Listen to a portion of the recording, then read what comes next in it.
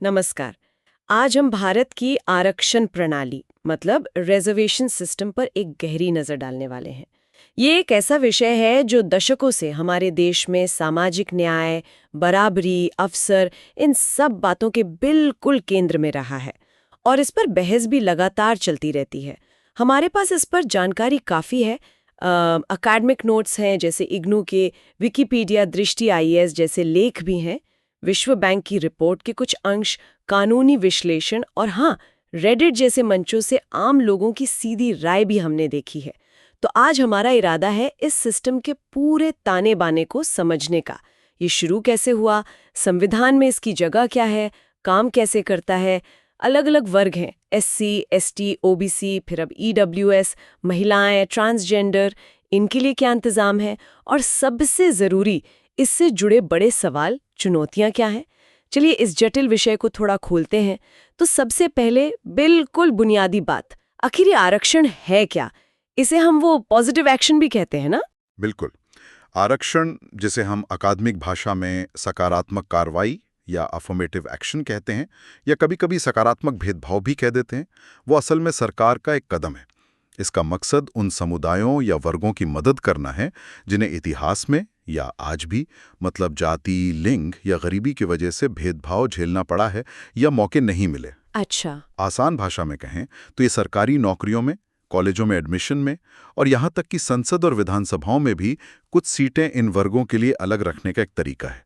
लक्ष्य सीधा है, उन्हें समाज की मुख्य दौड़ में लाना और ये देखना कि मौके सिर्फ कुछ ही लोगों तक ना रहें बल्कि बराबरी की तरफ चीजें बढ़ें। और हमारे संविधान में इसके लिए क्या प्रावधान है? जाहिर है ये कोई हवाई बात तो है नहीं। नहीं, बिल्कुल नहीं।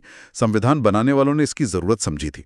देखिए, संविधान का अनुच्छेद 15(4) और 16(4) खास तौर पर राज्यों को ये शक्ति देते हैं कि वे सामाजिक और शैक्षिक रूप से पिछड़े वर्गों, एससी और एसटी के लिए विशेष इंतजाम कर सकें। अनुच्छेद 14(4) तो साफ कहता है कि अगर राज्य को लगता है कि सरकारी नौकरियों में किसी पिछड़े वर्ग का प्रतिनिधित्व पूरा नहीं है, तो वो उनके लिए आरक्षण कर सकता है। और हाँ, अनुच्छेद 46 भी है, जो नीति निदेशक तत्वों का हिस्सा है। वो भी राज्य को कहता है कि कमजोर वर्गों, खासकर एससी एसटी के शैक्षिक और आर्थिक हितों का ध्यान रखे। ये जानना दिलचस्प है कि जब संविधान बन रहा था, उस वक्त संविधान सभा में इस पर कैसी बहस हुई थी? क्या सब एकमत थे या तब भी अलग अलग विचार थे? नहीं, एकमत तो बिल्कुल नहीं थे। ये हमेशा से ही एक थोड़ा मुश्किल मुद्दा रहा है। संविधान सभा में इस पर काफी बहस हुई। मोटे तौर पर देखें तो 3 तरह के विचार थे। एक चिंता ये थी कि आरक्षण से कहीं मेरिट यानी योग्यता पर असर ना पड़े, प्रशासन की कुशलता कम ना हो जाए और समाज कहीं जातियों में और ज्यादा ना बढ़ जाए, ये डर था। अच्छा, ये चिंता तो आज भी सुनाई देती है। बिल्कुल। दूसरा नजरिया था कि ठीक है, सिद्धांत रूप में शायद ये गलत ना हो, पर क्या ये वाकई समाज की गहरी असमानता को मिटाने का सबसे अच्छा तरीका है? इस पर शक था। लेकिन तीसरा और जो सबसे मजबूत तर्क था, जिसे डॉक्टर अंबेडकर जैसे नेताओं ने बहुत जोर से रखा, वो ये था कि जिन वर्गों ने सदियों तक अन्याय सहा है, उनके साथ जो हुआ है उसकी भरपाई जरूरी है। उन्हें बराबरी पर लाने के लिए, उनकी आवाज को सिस्टम में जगह देने के लिए आरक्षण एक जरूरी औजार है। और इसी सोच पर आखिरकार ये संवैधानिक प्रावधान बने। मतलब आरक्षण की कहानी सिर्फ आजादी के बाद शुरू नहीं होती, इसकी जड़ें तो और पुरानी है। हाँ, बिल्कुल। ये विचार कोई नया नहीं था। आपको पता है, कोल्हापुर के महाराजा शाहू जी ने तो 1902 में ही गैर ब्राह्मणों और पिछड़ी जातियों के लिए नौकरियों में 50% आरक्षण लागू कर दिया था। ओहो, 1902 में? हाँ, इसे भारत में आरक्षण नीति की शुरुआत मानते हैं कई लोग। फिर मैसूर रियासत में 1918 में, मद्रास प्रेसिडेंसी में 1921, 1927 में भी ऐसे कदम उठाए गए। और हाँ, 1932 का पूना पैक्ट, गांधी जी और अंबेडकर जी के बीच जो हुआ, वो भी दलित वर्गों के लिए विधानमंडलों में सीटों के आरक्षण से जुड़ा एक बहुत अहम समझौता था। तो आजादी के बाद ये व्यवस्था कैसे आगे बढ़ी? एससी और एसटी के लिए तो शुरू से ही था शायद। हाँ, 1950 में संविधान लागू होने के साथ ही एससी और एसटी समुदायों के लिए आरक्षण की औपचारिक व्यवस्था हो गई। शुरू में ये विधायिका, मतलब लोकसभा, विधानसभा और सरकारी नौकरियों में था। फिर 1954 से शिक्षण संस्थानों में भी इसे लागू कर दिया गया। एससी के लिए 15% और एसटी के लिए 7.5% उनकी आबादी के अनुपात में, कुल मिलाकर 22.5%। लेकिन ओबीसी यानी अन्य पिछड़ा वर्ग, उनके आरक्षण की कहानी थोड़ी अलग और शायद ज्यादा उतार चढ़ाव वाली है। हाँ, ओबीसी आरक्षण का रास्ता ज्यादा पेचीदा रहा है। इसके लिए दो बड़े आयोग बने। पहला 1953 में काका कालेलकर आयोग। इन्होंने करीब 2400 जातियों की पहचान की, सिफारिशें भी दी, लेकिन तब सरकार ने कहा कि पिछड़ेपन का कोई साफ पैमाना नहीं है और रिपोर्ट मानी नहीं गई। अच्छा। फिर मामला आगे बढ़ा। 1979 में मुरारजी देसाई सरकार ने बीपी मंडल की अध्यक्षता में दूसरा पिछड़ा वर्ग आयोग बनाया, जिसे हम सब मंडल आयोग के नाम से जानते हैं।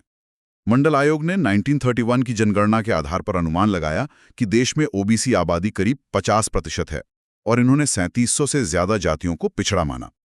इनकी सबसे अहम सिफारिश थी कि केंद्र सरकार की नौकरियों और केंद्रीय शिक्षण संस्थानों में ओबीसी के लिए 27% आरक्षण होना चाहिए। और इसी मंडल आयोग की रिपोर्ट को लागू करने पर 1990 में देश में काफी बड़ा एक तरह से भूचाल आ गया था, है ना? बिल्कुल। 1990 में जब वीपी सिंह सरकार ने ये 27% ओबीसी आरक्षण लागू करने का ऐलान किया, तो देश भर में, खासकर उत्तर भारत में, बड़े जोरदार प्रदर्शन हुए।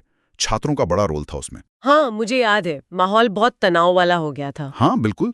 फिर मामला सुप्रीम कोर्ट गया और 1992 में वो ऐतिहासिक फैसला आया, इंदिरा सानी बनाम भारत संघ। कोर्ट ने 27% ओबीसी आरक्षण को तो सही ठहराया, लेकिन दो बहुत जरूरी शर्तें लगा दी। हाँ, वो क्रीमी लेयर वाली बात। बिल्कुल। पहली, क्रीमी लेयर यानी ओबीसी में जो संपन्न लोग हैं उन्हें इसका लाभ नहीं मिलेगा, और दूसरी कि सारा आरक्षण मिलाकर SC plus ST plus OBC कुल 50% से ज्यादा नहीं होना चाहिए। इसने आरक्षण नीति को एक तरह से बांध दिया, या कहें दिशा दी। ये क्रीमी लेयर और 50% सीमा वाली बात तो आज भी बहुत चर्चा में रहती है, पर उससे पहले अभी हाल में आर्थिक रूप से कमजोर वर्गों यानी ईडब्ल्यूएस के लिए भी आरक्षण आया है जी। ये क्या है? हाँ, ये आरक्षण व्यवस्था में एक नया मोड़ है। 2019 में सरकार 103वां संविधान संशोधन लेकर आई।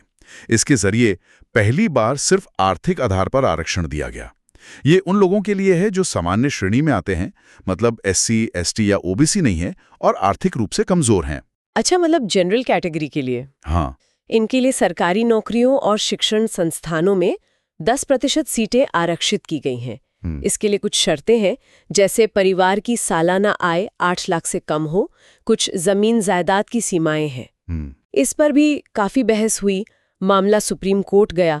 2022 में जनहित अभियान केस में कोर्ट ने 3-2 के बहुमत से इसे संवैधानिक मान लिया। और दिलचस्प बात यह कि इस फैसले में कोर्ट ने यह भी कहा कि इंदिरा साहनी केस में जो 50% की सीमा तय हुई थी, वो कोई मतलब पत्थर की लकीर नहीं है। संसद विशेष हालात में इसे पार कर सकती है। अच्छा। तो इसके बाद तो केंद्र में कुल आरक्षण 50% से ज्यादा हो गया। हाँ, अब ये 22.5% SC ST plus 27% OBC plus 10% EWS is equal to 59.5% हो गया है। और महिलाओं या ट्रांसजेंडर समुदाय के लिए क्या स्थिति है? उनके लिए भी कुछ प्रावधान है? महिलाओं के लिए नहीं, 73वें और 74वें संशोधन से, जो 1992-93 में हुए, पंचायतों और नगरपालिकाओं में 33% सीटें आरक्षित की गई। वो एक बड़ा कदम था। अभी हाल में संसद और विधानसभाओं के लिए भी 33% महिला आरक्षण का बिल पास हुआ है, नारी शक्ति वंदन अधिनियम। हालांकि ये लागू कब होगा वो अगली जनगणना और सीटों के नए सिरे से निर्धारण पर निर्भर करेगा। और ट्रांसजेंडर व्यक्तियों के लिए कर्नाटक सरकार ने एक बहुत अच्छी पहल की है। उन्होंने सरकारी नौकरियों में 1% आरक्षण लागू किया है। देश में ये पहला ऐसा कदम है। ये तो अच्छी बात है। चलिए अब उन मुद्दों पर आते हैं जो आरक्षण को लेकर हमेशा बहस में रहते हैं। सबसे पहले यही 50% की सीमा। आपने कहा इंदिरा साहनी केस में ये तय हुई, लेकिन ईडब्ल्यूएस के बाद तो ये टूट गई, तो अब इसका क्या मतलब है? हाँ, ये 50% की सीमा इंदिरा साहनी 1992 फैसले का एक बहुत अहम बिंदु था। कोर्ट का तर्क ये था कि आरक्षण जरूरी है, लेकिन इतना भी ना हो कि इस समानता का जो मूल अधिकार है, अनुच्छेद 14, वही खत्म हो जाए। 50% को एक बैलेंस माना गया।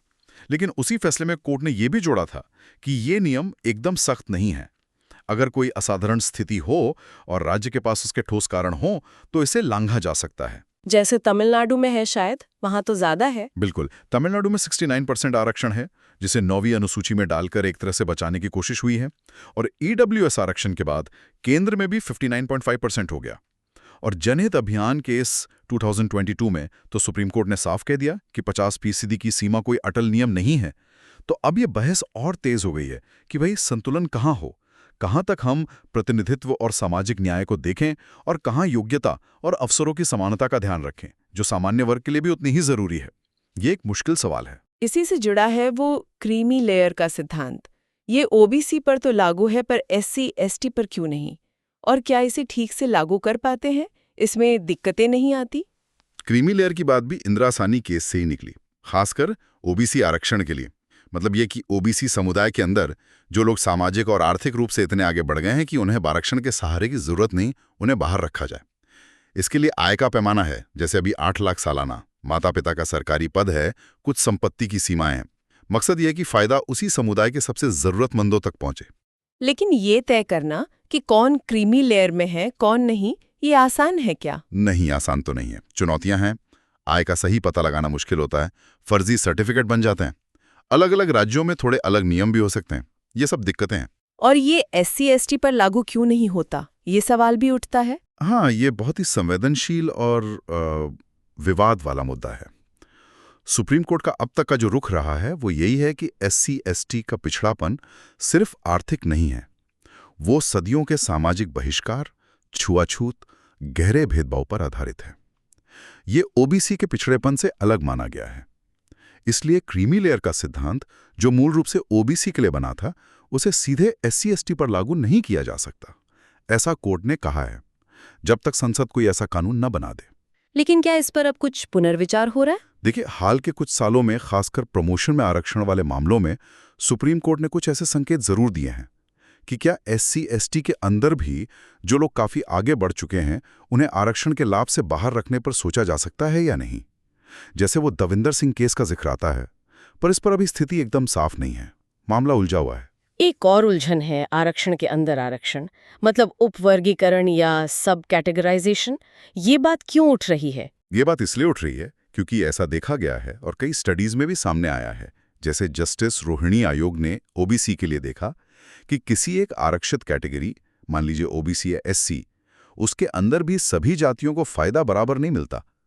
अक्सर होता यह है कि उस कैटेगरी की जो कुछ गिनी चुनी ज्यादा संख्या वाली या दबदबे वाली जातियां हैं, वही ज्यादातर लाभ ले जाती हैं, और उसी कैटेगरी की जो बहुत पिछड़ी, कमजोर जातियां हैं, जिन्हें हम अति पिछड़ा या महादलित कहते हैं, वो पीछे रह जाती हैं। अच्छा, मतलब फायदा सब तक नहीं पहुंच पाता। हाँ, इसी असमानता को दूर करने के लिए उपवर्गीकरण का आइडिया आया। यानी मान लीजिए ओबीसी का 27% कोटा है, तो उसे अंदर ही और बांट दो, अति पिछड़ों के लिए अलग, कम पिछड़ों के लिए अलग। बिहार में 70 के दशक में कर्पूरी ठाकुर फॉर्मूला लागू हुआ था, वो इसी का एक उदाहरण था। और अभी हाल में अगस्त 2024 में सुप्रीम कोर्ट ने राज्यों को यह अधिकार दे दिया है कि अगर उन्हें जरूरत लगे तो वो एससी और एसटी कोटे के अंदर भी ऐसा बंटवारा कर सकते हैं, ताकि लाभ सही मायने में सबसे वंचितों तक पहुंचे। और अब वो सवाल जो शायद सबसे ज्यादा पूछा जाता है, जिसपे सबसे ज्यादा बहस होती है, मेरिट यानी योग्यता बनाम प्रतिनिधित्व। आरक्षण पर यह बहस कभी खत्म क्यों नहीं होती? ये इस पूरे मुद्दे का एकदम कोर टेंशन है, कह सकते हैं। एक पक्ष का तर्क है, जो संविधान सभा में भी था और आज भी जोरों पर है, कि आरक्षण से योग्यता से समझौता होता है। अगर कम नंबर लाने वाले या कम योग्य उम्मीदवार आरक्षित सीटों से आ जाएंगे, तो इससे सरकारी सेवाओं की क्वालिटी, शिक्षा का स्टैंडर्ड या एडमिनिस्ट्रेशन की कुशलता पर असर पड़ सकता है। ये पक्ष अवसर की समानता और मेरिट को सबसे ऊपर रखता है, और अक्सर ये चिंता सामान्य वर्ग के उम्मीदवारों के अवसरों को लेकर उठाई जाती है। ऐतिहासिक अन्याय हुआ है, उसकी भरपाई जरूरी है। समाज के हर तबके को देश चलाने में, संस्थानों में हिस्सेदारी मिलनी चाहिए, उनकी आवाज सुनी जानी चाहिए। इसके लिए आरक्षण जरूरी है। ये असली बराबरी की बात करता है, सिर्फ कागजी बराबरी की नहीं। सही बात है। तो ये बहस दिखाती है कि हम योग्यता को कैसे देखते हैं, सिर्फ नंबरों से या व्यक्ति के सामाजिक और ऐतिहासिक संदर्भ को भी ध्यान में रखकर। इन सब बहसों के बीच जमीन पर क्या हो रहा है? क्या आरक्षण अपने लक्ष्यों में कामयाब रहा है? इसकी असरदारिता पर क्या कह सकते हैं? देखिए, इसका जवाब सीधा हाँ या ना में देना तो मुश्किल है। कुछ पॉजिटिव बदलाव तो जरूर हुए हैं। आंकड़े दिखाते हैं कि मंडल आयोग के बाद सरकारी नौकरियों और उच्च शिक्षा में ओबीसी का प्रतिनिधित्व बढ़ा है। एससी एसटी का प्रतिनिधित्व भी पहले से बेहतर है, हालांकि ऊंचे पदों पर अभी भी उनकी संख्या कम है। लेकिन चुनौतियां भी तो होंगी। चुनौतियां बहुत बड़ी हैं। एक बड़ी समस्या ये है कि आरक्षित वर्गों के लिए जो सीटें तय हैं, खासकर नौकरियों में और अच्छे कॉलेजेस में, वो बड़ी संख्या में खाली रह जाती हैं। ऐसा क्यों? कई कारण हो सकते हैं। कभी कहते हैं योग्य उम्मीदवार नहीं मिले, कभी भर्ती प्रक्रिया में ही कोई गड़बड़ होती है, या जानबूझकर टाला जाता है। दूसरी बड़ी चुनौती जिसका जिक्र हमने किया कि फायदा अक्सर आरक्षित समूह के अंदर ही कुछ दबदबे वाले लोग या तबके उठा लेते हैं। वो क्रीमी लेयर वाली बात या फिर अंदर की प्रभावशाली जातियां। इसके अलावा पूरी प्रक्रिया में पारदर्शिता की कमी, भ्रष्टाचार, राजनीतिक दखल, ये सब भी असर को कम करते हैं। और एक और बड़ी बात है, प्राइवेट सेक्टर का बढ़ना। जैसे जैसे सरकारी नौकरियां कम हो रही हैं, आरक्षण का असर भी तो सिकुड़ रहा है। ये सब मिलकर आरक्षण के मकसद को पूरा होने में रुकावट डालते हैं। ये तो हुई व्यवस्था की बातें, लेकिन आम लोग क्या सोचते हैं इस बारे में? जैसे आपने बताया रेडिट वगैरह पर खूब चर्चा होती है। ठीक है। क्या मुख्य बातें निकल कर आती हैं वहाँ? हाँ, जैसा कि हम उम्मीद कर सकते हैं, लोगों की राय काफी बटी हुई है। एक बड़ा वर्ग है जो मानता है कि आरक्षण अभी भी जरूरी है। उनका तर्क है कि ये सिर्फ पुराने जमाने के अन्याय की भरपाई नहीं है, बल्कि आज भी समाज में जो भेदभाव है, चाहे वो छुपा हुआ ही क्यों न हो, उससे लड़ने और हाशिए पर पड़े लोगों को प्रतिनिधित्व देने का एक जरिया है। वहीं एक दूसरा पक्ष भी है, और वो भी काफी मजबूती से अपनी बात रखता है। उनका मानना है कि आरक्षण मेरिट के खिलाफ है, ये टैलेंट को पीछे करता है। कुछ कहते हैं कि इससे जाति की पहचान और मजबूत होती है, खत्म होने के बजाय। ये भी कहा जाता है कि फायदा अक्सर उनको मिलता है जिन्हें जरूरत नहीं है। और एक आम विचार ये भी है कि अगर आरक्षण देना ही है तो सिर्फ आर्थिक आधार पर दो, जाति के आधार पर क्यों? अच्छा, मतलब आर्थिक आधार पर। हाँ, और इन बहसों में कुछ सुझाव भी आते हैं। जैसे कुछ लोग कहते हैं कि आरक्षण सिर्फ एंट्री लेवल पर हो, मतलब पहली नौकरी या ग्रेजुएशन में, प्रमोशन में न हो। SC/ST में भी क्रीमी लेयर लागू करने की मांग होती है। कुछ मानते हैं कि सरकार को आरक्षण पर जोर देने की बजाय शुरू की स्कूलिंग को इतना अच्छा और बराबर बनाना चाहिए कि किसी को आरक्षण की ज़रूरत ही न पड़े। यहाँ तक कि कोचिंग क्लास पर पाबंदी लगाने जैसे विचार भी आते हैं, ताकि गरीब बच्चे पीछे न रह जाएं। तो कुल मिलाकर हमने देखा कि भारत में आरक्षण एक बहुत ही पेचीदा, कई परतों वाला और लगातार विकसित होता हुआ सिस्टम है। इसकी जड़ें इतिहास में हैं और इसे सामाजिक न्याय का एक अहम संवैधानिक औजार माना गया है। SC/ST OBC से शुरू होकर अब EWS, महिलाओं और ट्रांसजेंडरों तक इसका दायरा बढ़ा है। लेकिन साथ ही ये लगातार सवालों और विवादों में भी रहा है। वो 50% की सीमा का क्या होगा? क्रीमी लेयर कहाँ तक और किस पर लागू हो? कोटे के अंदर कोटा हो या ना हो? और सबसे बड़ी बहस, मेरिट और प्रतिनिधित्व के बीच सही संतुलन कैसे बने? ये सारे सवाल दिखाते हैं कि ये मुद्दा कितना जीवंत, कितना जटिल और कितना महत्वपूर्ण है हमारे लिए। आज की इस पूरी बातचीत के बाद एक सवाल मेरे मन में आ रहा है जिस पे शायद हम सबको सोचने की जरूरत है। आरक्षण, कोटा, ये सब अपनी जगह है, लेकिन क्या सिर्फ इनसे समाज में असली बराबरी और समावेश आ सकता है? क्या हमें आरक्षण की बहस से थोड़ा ऊपर उठकर ये नहीं सोचना चाहिए कि समाज में वास्तविक समानता लाने के लिए और किन बुनियादी सिस्टमैटिक बदलावों की जरूरत है? जैसे क्या हमारी शिक्षा प्रणाली में ऐसे सुधार हो सकते हैं जो हर बच्चे को, उसकी पृष्ठभूमि चाहे जो भी हो, बराबरी का मौका दें? क्या हम ऐसे आर्थिक अवसर बना सकते हैं जो सबके लिए हों?